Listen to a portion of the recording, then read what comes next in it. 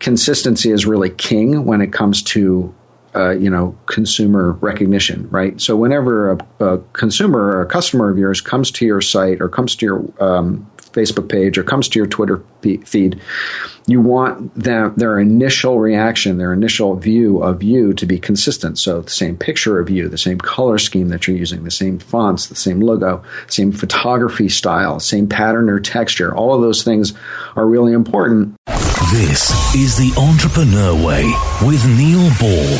Unlocking the secrets of successful entrepreneurs 7 days a week. Subscribe to our podcast and follow us on Twitter at Neil D. Ball. Napoleon Hill said the power of the mastermind is the driving force. To discover how you can unlock the potential in your business using the power of a mastermind, go to mastermindunlimited.com. And now, here is your host, Neil Ball. Hello, it's Neil Ball here. Thank you so much for joining me today on The Entrepreneur Way. The Entrepreneur Way is about the entrepreneur's journey, the vision, the mindset, the commitment, the sacrifice, failures, and successes. I am so excited to bring you our special guest today, Philip VanDusen. But before I introduce you to him, I have a quote for you. Jostein Gaarden, I think that's how you pronounce it, said, "I am really more interested in questions than giving answers." The Entrepreneur Way asks the questions so we all get the insights, inspiration and ideas to apply in our businesses. Philip, welcome to the show. Are you ready to share your version of the Entrepreneur Way with us? I am, Neil. Thank you so much for having me. I really appreciate the opportunity to share my story with your listeners. Thank you for coming on the show, Philip. Philip VanDusen has over 20 years of experience in branding and design, serving as VP of Design at PepsiCo and Old Navy. He was the Executive Creative Director at the global branding agency and Landor Associates. Philip is currently a principal at Verhaal Brand Design and is a founder of Verhaal.co, a direct-to-consumer e-commerce and media brand. Philip, can you provide us with some more insight into your business and personal life to allow us to get to know more about what you do and who you are? Sure. Well, I think every entrepreneurial story is really a story. It's a journey. And in fact, my two businesses actually use the word story, and I'll talk a little bit about that later. But I grew up a very creative and inventive kid, always drawing and painting and making things, and I started working from a very young age. I mean, I remember in kindergarten, I used to make these little plastic toys. There were these things called creepy crawlers that you could bake this liquid plastic, and it made these little rubberized insects. And I took them to school and sold them out of a cigar box. And I kept coming home and asking my mom to buy me more of this goop that I could make more of these things with. And after a while, she asked me, where are all these things going? And I told her, I'm selling them at school. And she said, well, then that's not how this works. You're going to have to pay me for the goop. So it was like, I immediately kind of put together supply and demand and expenses. I grew up and I went to school for the fine arts. My brother and sister were both actors, and I decided to go the fine arts way. So I went to university for painting. I got my master's degree in painting, actually, and taught at the university level painting and drawing. At one point, I went to the south of France and was teaching drawing there and did a lot of printmaking, and came back to my home in Brooklyn, New York, and started up a T-shirt company, putting my artwork on T-shirts and walking the island of Manhattan and selling them to any boutique that would have me. And at this time, it was kind of the dawn of the computer age, and the Mac had just come out, and graphic design and design was just being able to be done on computers. And I was just totally excited by it, enthralled by it, and took to it like a fish in water. And I very quickly kind of went to, after having my t-shirt company, went to work for one of my competitors and as a designer and working with the Mac, and very quickly learned that kind of being a creative director and managing other designers was a lot like teaching, except you weren't out of work every 9 months and you made a lot more money. So I kind of very quickly moved over to, the business side in the fashion world, doing graphic apparel. And I worked my way up through a series of companies, eventually landing at Old Navy, which was owned by Gap Inc. and was the most successful retailer in history. It grew to $1 billion in sales in under 5 years. So I was part of that rocket ship and managed their graphic apparel business, which was a $700 million a year business, just in graphic T-shirts. It was pretty amazing. And then I worked at a succession of global branding agencies, Anthem Worldwide, Landor Associates, working with lots of different Fortune 100 clients, everything from food to technology to energy to pets. And then I went and worked at PepsiCo for a while. And after PepsiCo, I just decided to take a little break and kind of nurture my entrepreneurial side and my spirit. And so I decided to start an e-commerce company, which I called Verhaal. And Verhaal, I'll tell just a little bit of story about that. Verhaal is a Dutch word. It's spelled Verhaal, and it means story in Dutch. And my family was one of the first settlers of Manhattan, one of the first 100 families there in 1627. So my entrepreneurial roots go way back in the United States, before we were even the United States. And so that name was kind of appropriate. So I started an e-commerce company called Verhaal, and that's located at verhaal.co, not com. And then just recently, in the last few months, I've started up a kind of a sister company, Verhaal Brand Design, which is a brand design consultancy, kind of leveraging my historic skill set in brand development, graphic design, and in creative work. Mm-hmm. Do you specialize in anything in particular in your business, or what kind of clients I do. Do you have? Brand identity and graphic design are definitely key competencies. I like to talk about brand ecosystems, because as you think about brand identity, it's not really just a logo. It's also color, font, photography style. And so many businesses have such a broad range of brand touch points these days. I mean, everything from retail stores to outdoor signage to online to social media, products themselves on shelves, retail displays. There's so many different brand touch points that being able to design a kind of cohesive system that's consistent across all of those is a challenge for everything from individual entrepreneurs all the way up to the largest corporations. So designing really cohesive and consistent brand ecosystems is kind of my specialty. And your customers, are they small businesses, medium businesses, large businesses, or is there any particular ones? I mean, my history, my career obviously has been working with very large businesses. And, one of what the kind of value add that I'm bringing to my consultancy is that, I've, learned these strategic design processes and business strategy processes that the largest corporations use to develop new brands and products and manage their own brands. And those, theories and tools and strategies that those companies use that I, did while I was working in larger agencies are the same, needs that smaller companies and individuals have. So I bring, the ability to bring really very thoughtful, strategic work to, everything from individual entrepreneurs and, to small to medium-sized businesses. So I'm able to give them what could be in a large agency a $250,000 branding job. I'm able to bring it to an individual or a small company for a fraction of that amount.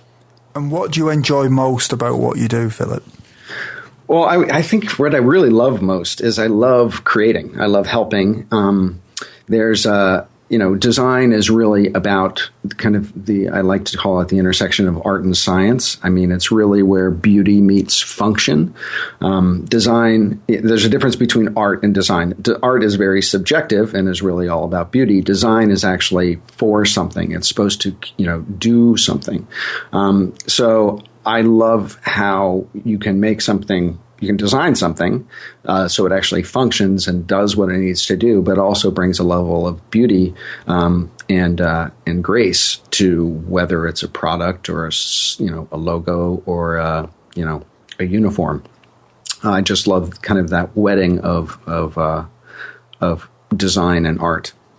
And I just love solving problems. I mean, one of the great things about working with clients is that the range of problems that they have to solve are, myriad. They just, everything from,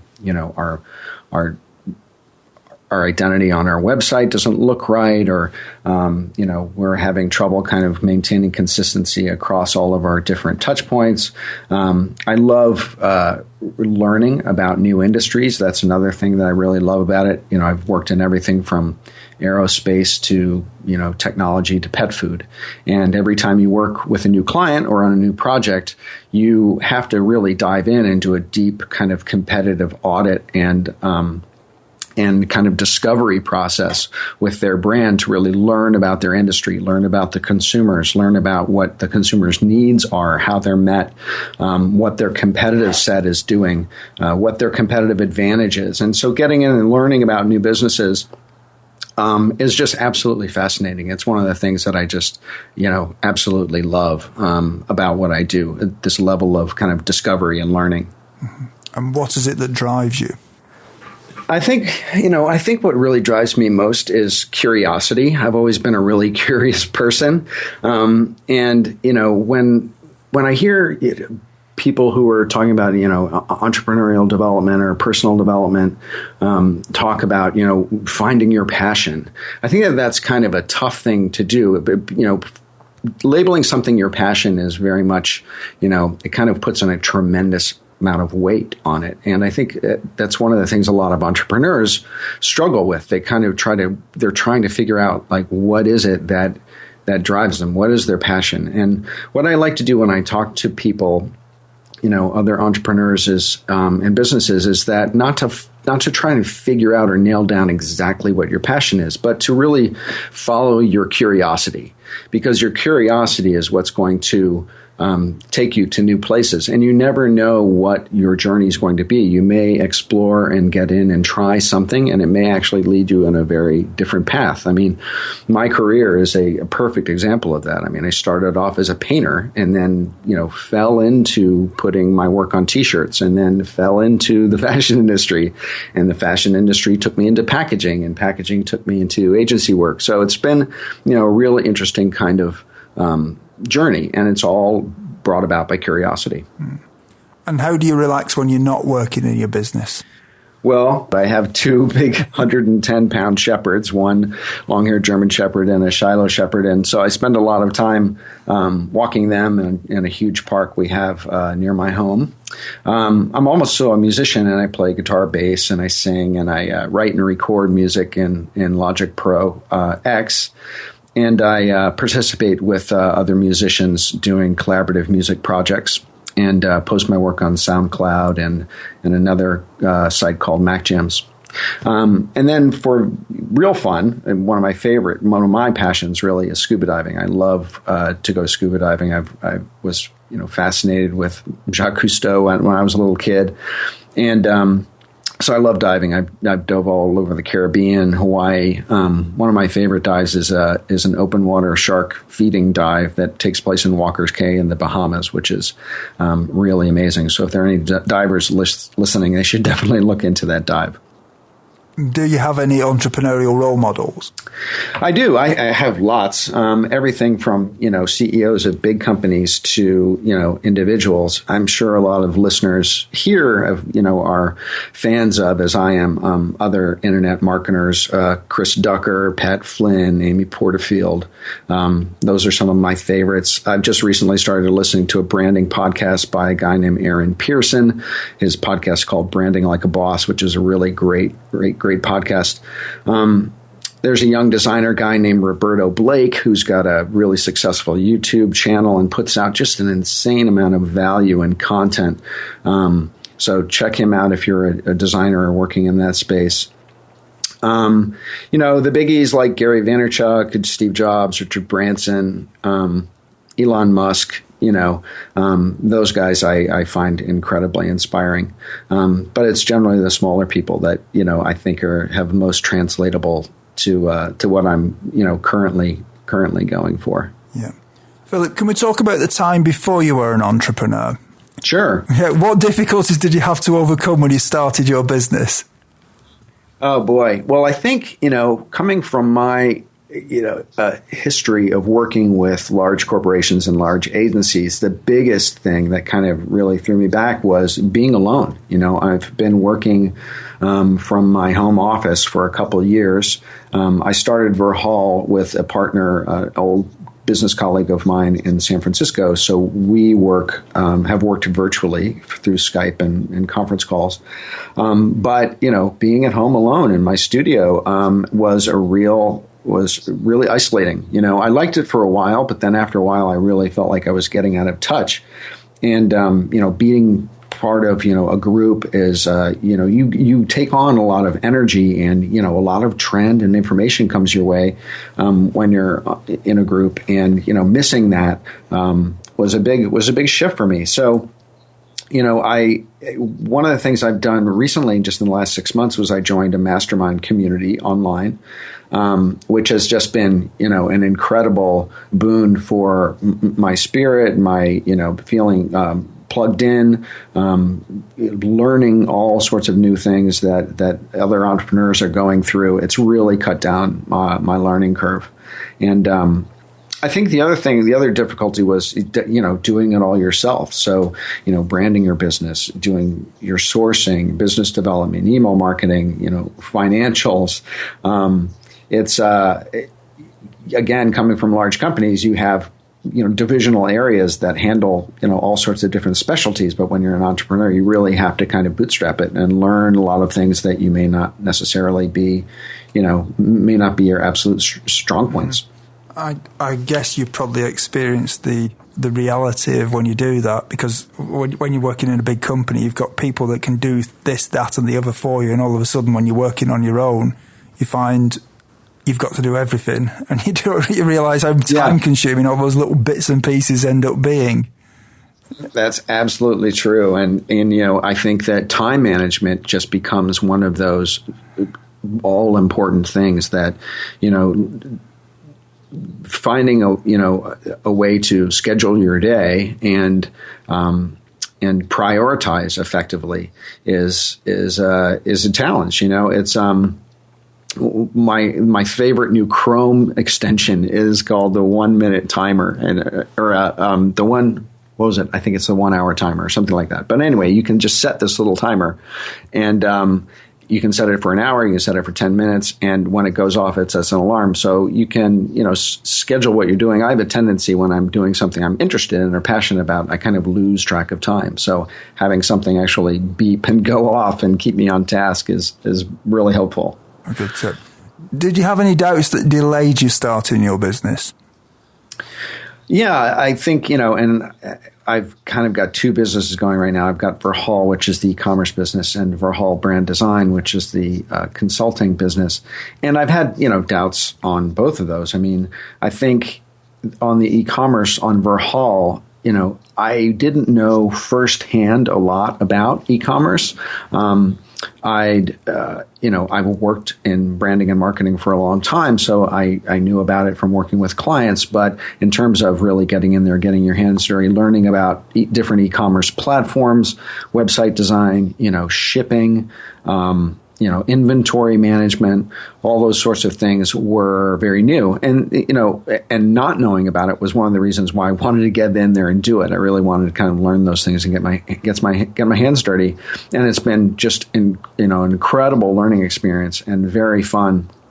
But it definitely was, it was daunting when I started off, just because there's so much to learn.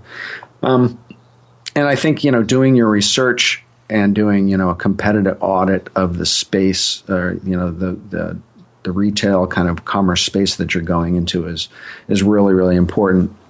And on the brand design side, on my Verhaal brand design, the consultancy, I think finding what my real niche was. They say the riches are in the niches,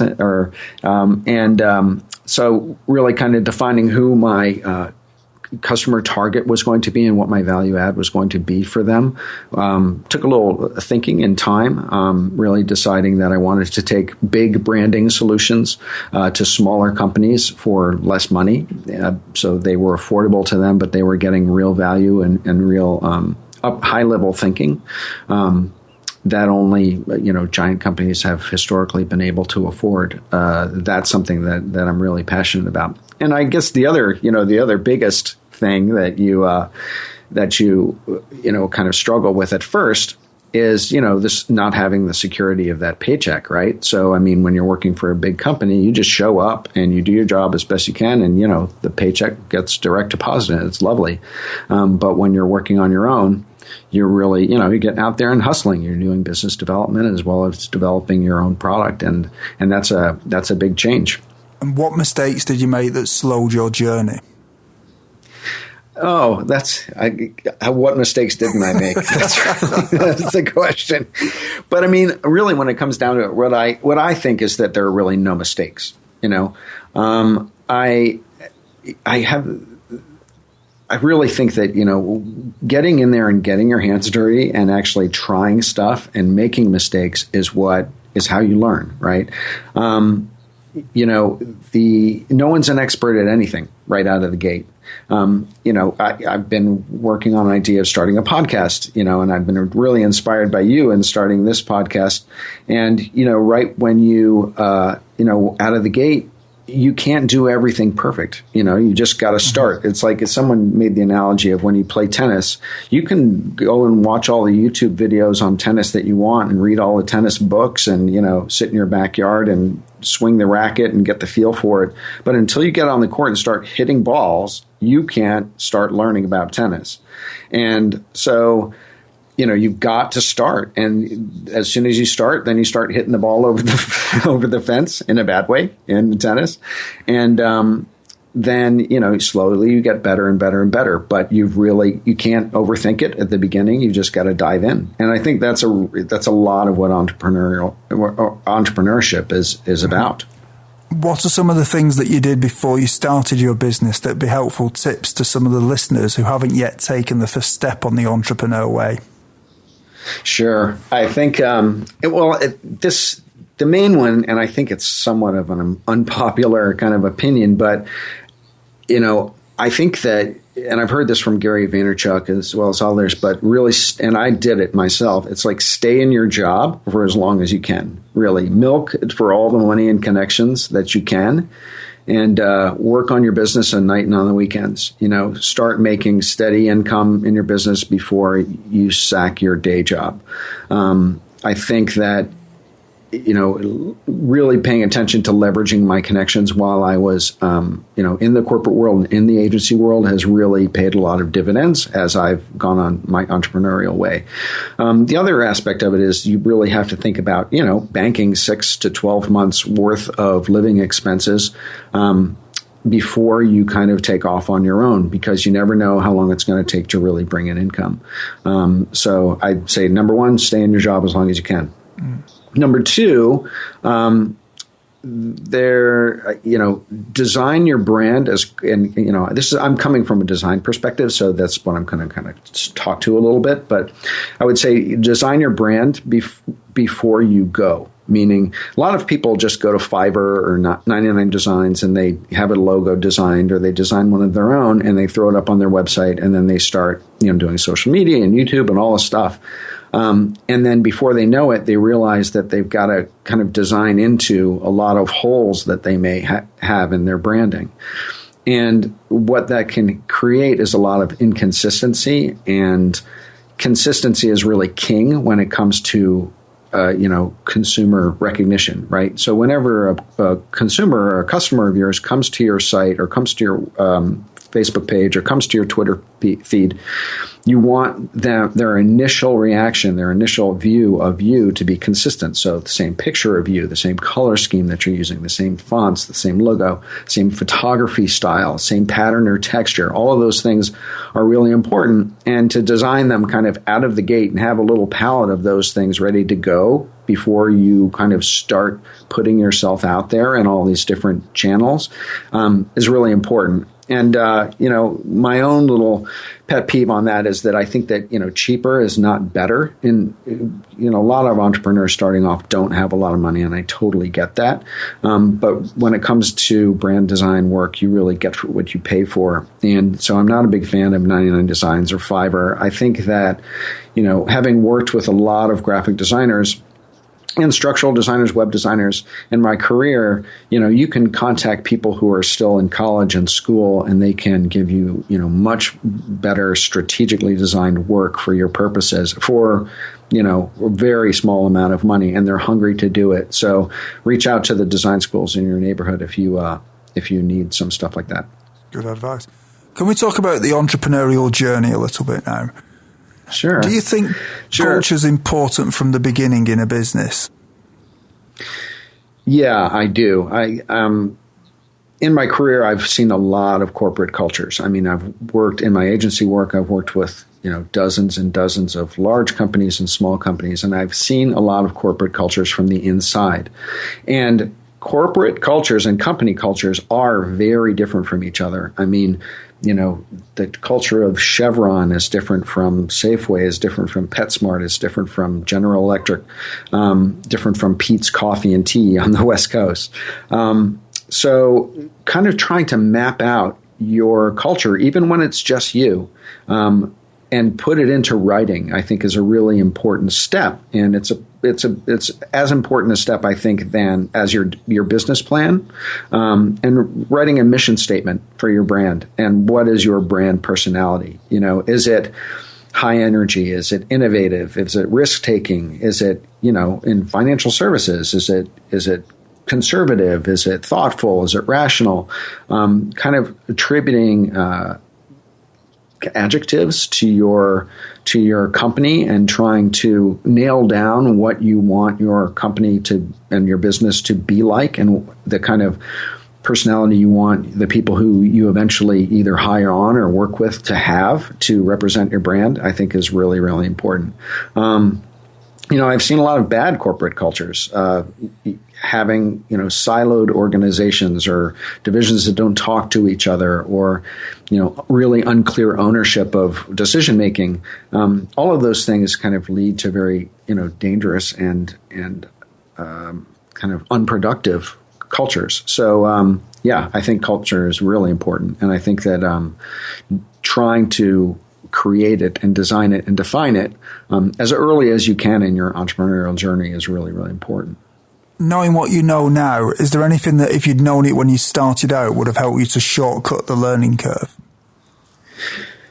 Oh, definitely. And I mentioned this before. I think number one was joining a mastermind group. I think that the entrepreneurial journey is a very lonely journey, and the more and quicker you make it less lonely, the better off you're going to be. So I joined a mastermind online community. It's a paid community, but it has a lot of very serious, energetic and ambitious entrepreneurs on there, many of whom know a lot more than I do.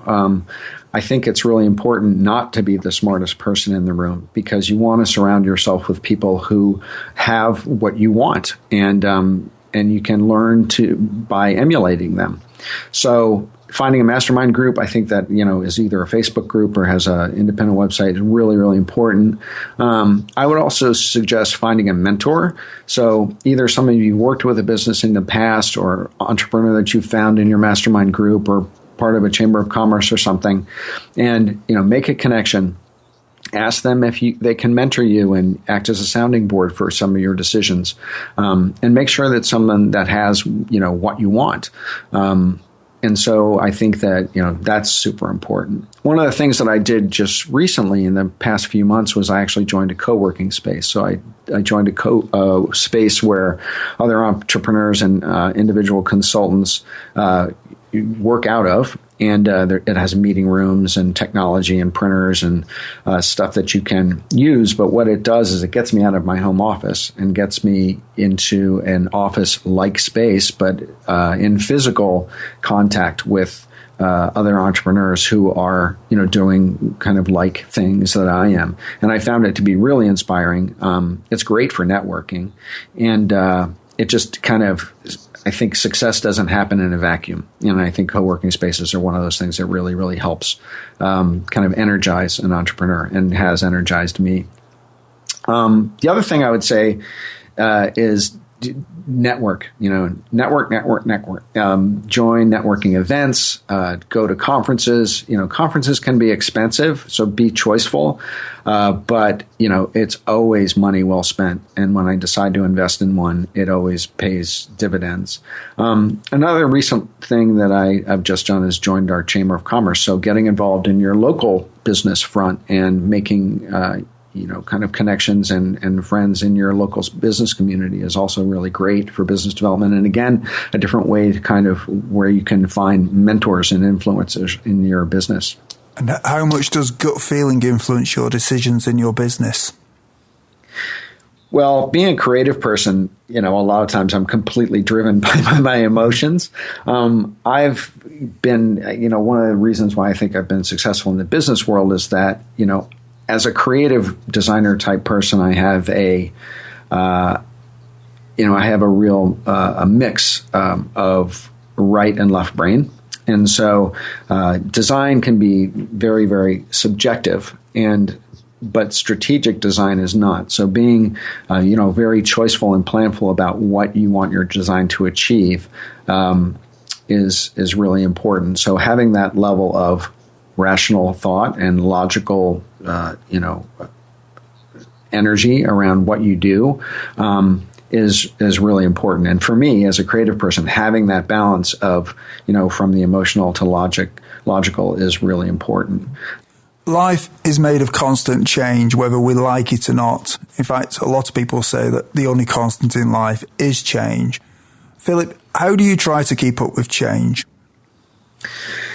Well, working in the fashion industry for a long time, one of the things that I really learned was how to stay on top of trend. When you're in fashion, you have to put out a collection every 3 months. And so, you're only as good as your last collection in that world. And so, I kind of cut my teeth flying around the world and shopping retail and fashion in Asia and Europe, in the United States. And so I've kind of taken that knowledge of the value of trend into my entrepreneurial business. And so I really stay on top of design and business trends in a broad range of industries. And I do that by going to conferences. I do it by reading voraciously, trends, blogs, news sites, reading about innovation, following influential people on Twitter and really kind of following what they're posting. And I also do a lot of learning on sites like Skillshare, Udemy, lynda.com, Coursera. Coursera is amazing. I mean, it offers university level education for free.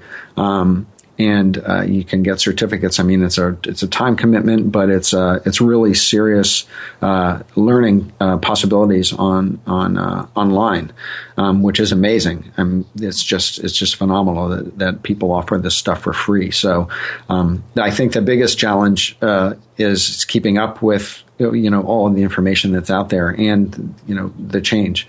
One of the things that I really love that's really been helpful for me in the last year is a site called Feedly. I'm sure some of you are probably familiar with it, and it's basically you can just set up a newsfeed of topics and sources and blog feeds and magazines and online news services around a specific topic that you like. So you can basically kind of architect your own news feed. And it really saves a tremendous amount of time, and time being, one of the most valuable things of an entrepreneur. It saves a lot of time kind of searching and going on a million blogs and trying to stay up to date. It kind of brings it all together in one source. The other great thing about it, which is really incredible, is that it makes sharing that content on on Twitter or LinkedIn, really easy. So you don't have to kind of like jump back and forth between sites. It has buttons to just very easily share that content, whatever you think is going to be of value to your customers and to your contacts. And what is your favorite book on entrepreneurialism, business, personal development, leadership, or motivation? And can you tell us why you have chosen it? Sure. I have a few, and I'll just talk about a couple. One, and I'm sure you've heard this a lot, is, the 4-Hour Workweek by Tim Ferriss. It's an amazing, amazing book. If anyone has not read it, they should. That is one of my favorites in terms of really putting a spotlight on prioritizing and time management. It's been very, very important for me. There's another book that I've talked about through my creative career at design agencies and managing creative departments, a book called Orbiting the Giant Hairball. It's a funny name, by a guy named Gordon McKinsey.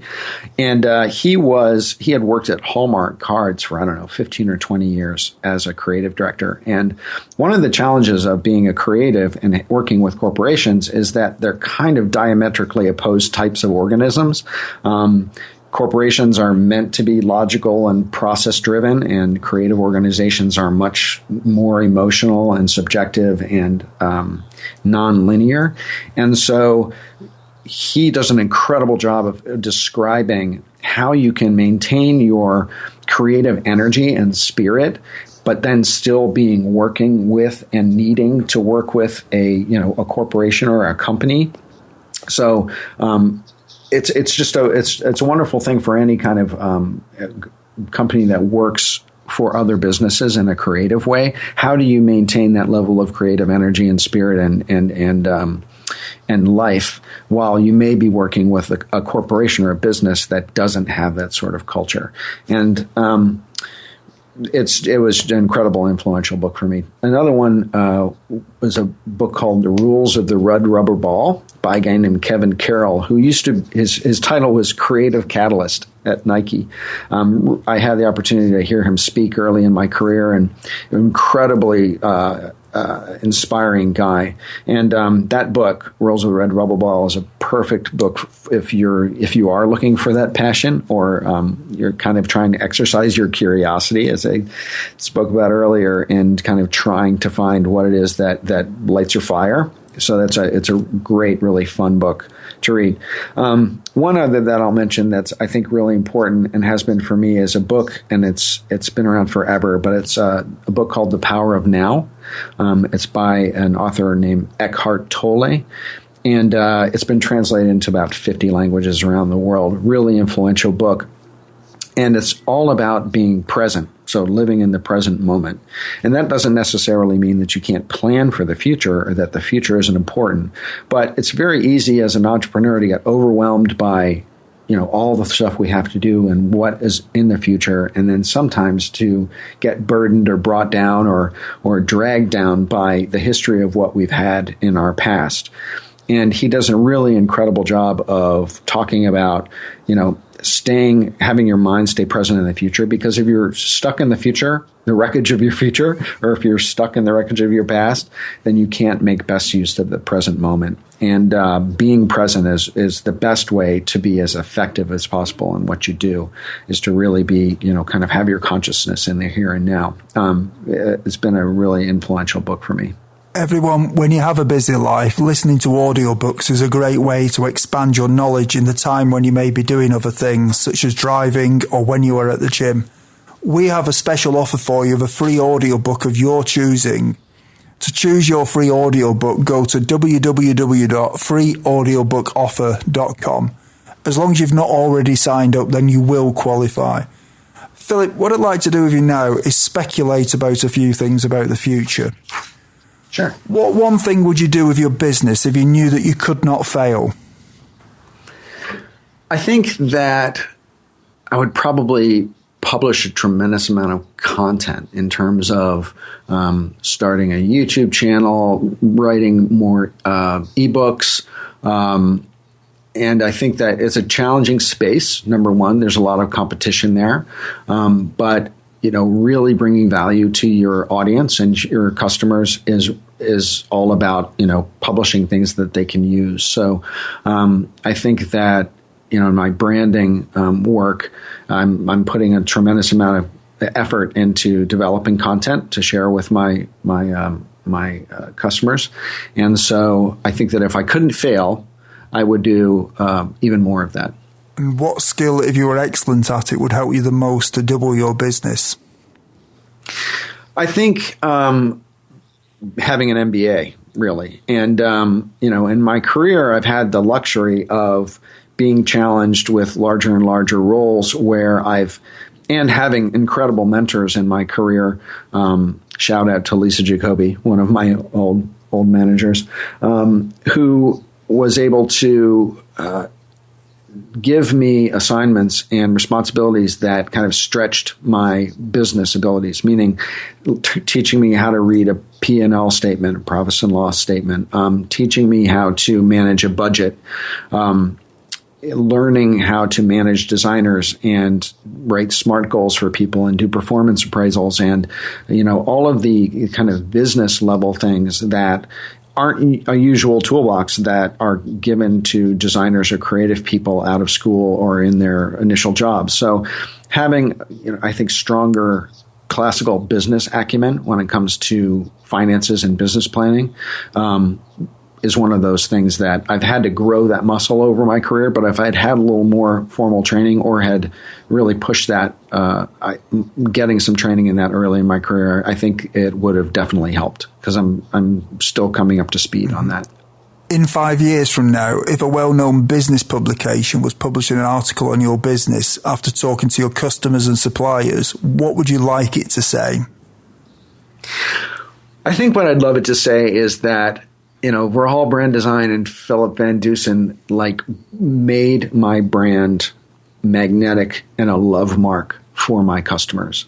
I think the gold standard of either bringing a product to market or helping another brand with their design and branding and their design ecosystem is creating a consistent message, both in terms of visuals, in terms of sound, in terms of photography, that creates such a beautiful, memorable, and relevant picture of their brand for their customer, that their customer remembers it, reveres it, and recommends it to others.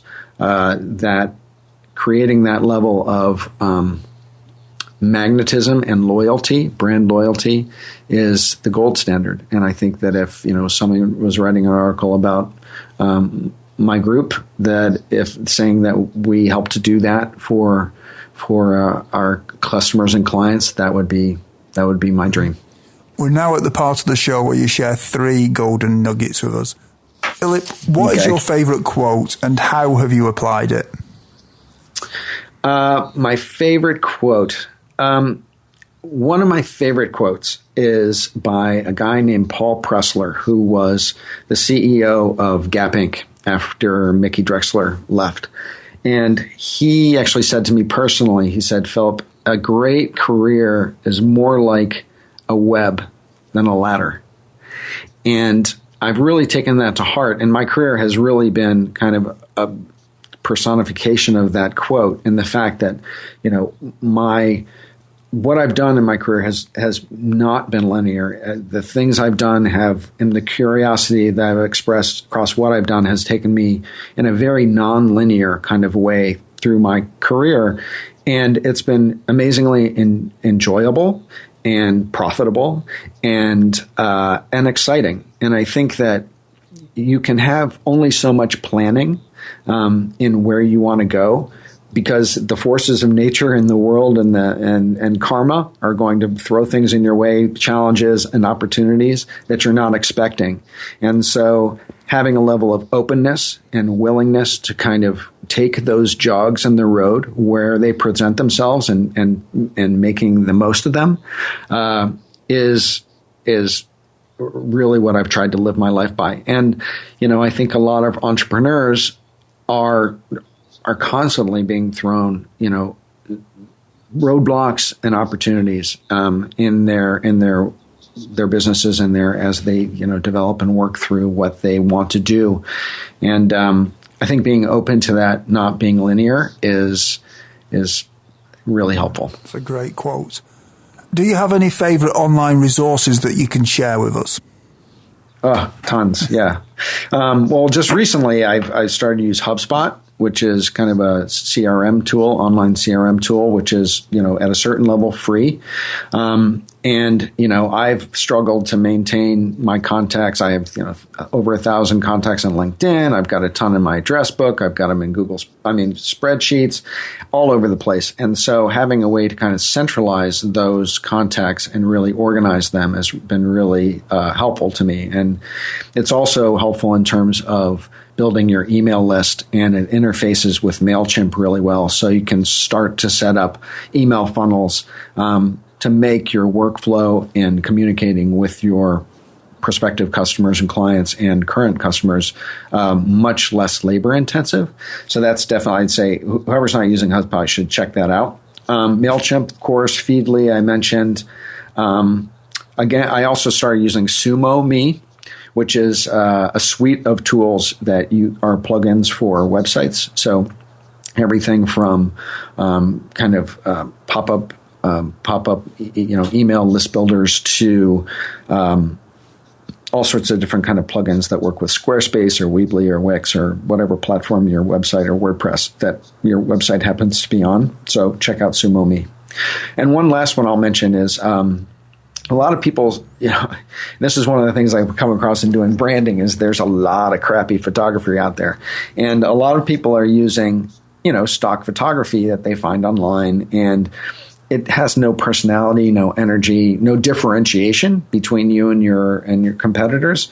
So one of the things I recommend is Flickr, the website, has a Creative Commons area where there are millions and millions of photographs on just about every conceivable subject that photographers around the world have uploaded and allowed other people to use. And you can choose the license that you want available, whether it's completely free for commercial use, whether it just needs attribution in terms of just writing down the photographer's name. So it's a way to get really interesting, unique photography that can tell your brand's message and story in a way that's more unique and doesn't feel cheesy. And what is your best advice to other entrepreneurs? I think my best advice is really to, one of the things I used to kind of say is like, dare to be stupid. I think that not trying to being open to learning and being open to not being the smartest guy in the room, and to, finding people that you can learn things from. And for me, that's been joining a mastermind community that's full of a lot of people who are entrepreneurs who are a lot more advanced in working for themselves than I am. I've worked for other people for most of my career. I think that, being open to learning and, just getting started is the best advice. It's really about jumping in, like my tennis analogy. It's like you really can't make progress and learn until you start doing something. It's like if you're going to, my wife is studying viola, and she's older like I am. And she just decided that one day she wanted to learn viola. And when it comes down to it, one day you have to pick up a viola and put a bow across the strings and make a horrendous noise, and you can't learn viola unless you start working through the horrendous squeaks and squalls, right? I mean, that's just what happens. But, she's only been doing it for a little over a year, and she's making music now, and that's really what it's about. You can make music, but you got to get in there and kind of make some squeaks and squalls first. Everyone, if you didn't manage to get a note of Philip's favourite resource or his favourite books, you can find the links on Philip's show notes page. Just go to theentrepreneurway.com and search for Philip or Philip VanDusen in the search box. Philip, is there anything else that you'd like to add about your business? I think I'm good, Neil. You've done a great job, and I'm really enjoying your podcast. Thank you. And your guests are fantastic, and I learn a lot from them. So everyone keep coming back and listening, because Neil's got it going on. Thank you. It's been an honor having you on the show, Philip. You really have given us some great quotes and some great ideas of how to brand your products and your business and things like that, which is great to hear.